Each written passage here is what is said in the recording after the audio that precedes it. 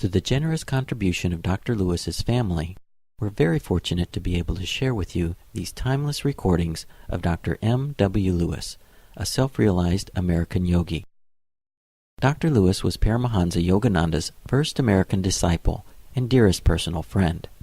The wisdom Dr. Lewis imparts through these teachings will give you a dynamic and practical insight into the ancient science of yoga as taught by Paramahansa Yogananda. This lecture's title is Can the Saints Help Us? And was delivered in San Diego, California on June the 23rd, 1957.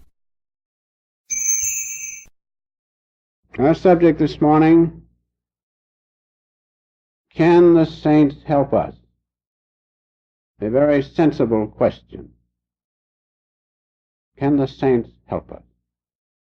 To answer this question, we must know something about what saints are, who they are, and especially what they do. If we understand that, then I'm sure we can answer the question as to whether saints can help us or not. Now, a definition of a saint is this. A saint is especially one who is regenerated, sanctified, made holy, and consecrated. A saint is that kind of a person. Let us discuss just one aspect, regenerated. A saint is one who has been spiritually born again by contacting the presence of God within him. And by that spiritual birth, he is one with the omniscience of God. If you will remember that about true saints, that they have that one attribute, common attribute, that they are one with God's omniscience, and that they live and act and work from that omniscience, I think you can answer the question whether saints can help you. I think the question is answered certainly, yes. But there's another aspect. You have to be able to be where the saint is and lives to receive his help.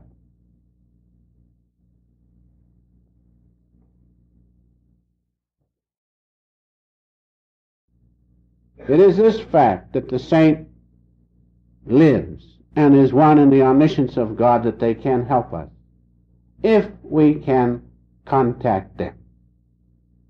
I tell you one or two little instances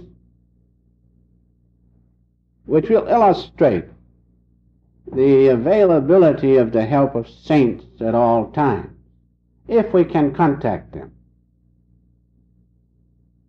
I'll try and tell the story just in as few words as possible. I think you've heard it before. One time I was very ill, a year or two after I'd met the Master. And I remember in January of that same year, I asked him how I was doing, as I guess everyone likes to know how they're getting along. He said, all right, he said, but what's your health next summer?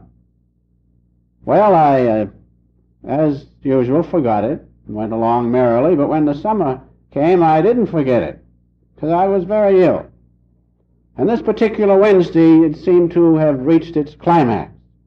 And I was at my summer home in Duxbury on Plymouth Bay, and I was really catching it, as they say. I had been thinking of the Master, as I always did, realizing that the true Guru watched over the disciple. We know that, but until we see its manifestation, we cannot truly appreciate it. And this particular day had been very severe. And at 2 or 3 o'clock in the morning, I heard a great racket out in the driveway. Someone hollering, "Doctor, doctor, doctor." And finally we aroused ourselves and looked out, and the Master was there. He had come up from New York, got hold of a car, someone to drive him up, and he appeared in the driveway 2 or 3 o'clock in the morning after hunting all up and down the shore trying to find me and arousing the whole neighborhood. But he found me. He found me. And with his coming, my troubles began to be over. So that shows whether the saints can help you or not. It depends upon whether you realize what they have and what they are. They are one with the omniscience of God. His omnipresence is ever attentive, all-knowing, ever watchful of you if you but trust it. And a true saint living in that knows when you need him, knows when you need help, as I did on this occasion. And in other emergencies, it was the same thing. I realized that if I could contact that omniscience of God, the Master, being a true saint, to my way of thinking and the thinking of many, many others, would know it and would respond. And that is just what happened in many emergencies. The way to contact the omniscience of God, where the saints live, is by following the techniques left by a saint as our Master. And if you can contact that God, especially the omniscience of God at the Christ Center, the omniscience of God knows immediately, instantly, that you need help. Now these are the true facts of life. This is truth, not imagination.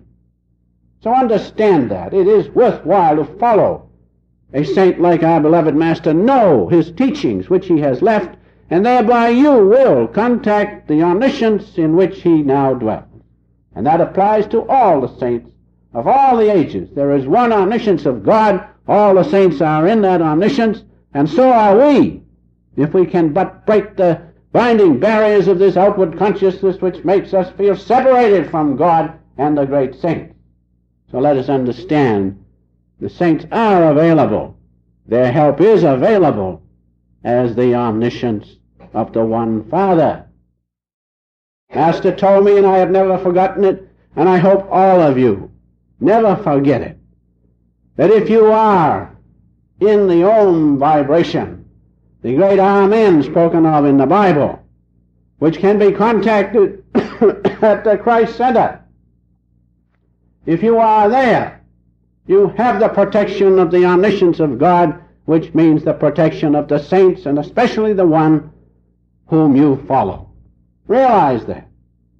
Many times I have proved that, and I know many others in this room have proved that same thing. Yes, the saints can help us if we can contact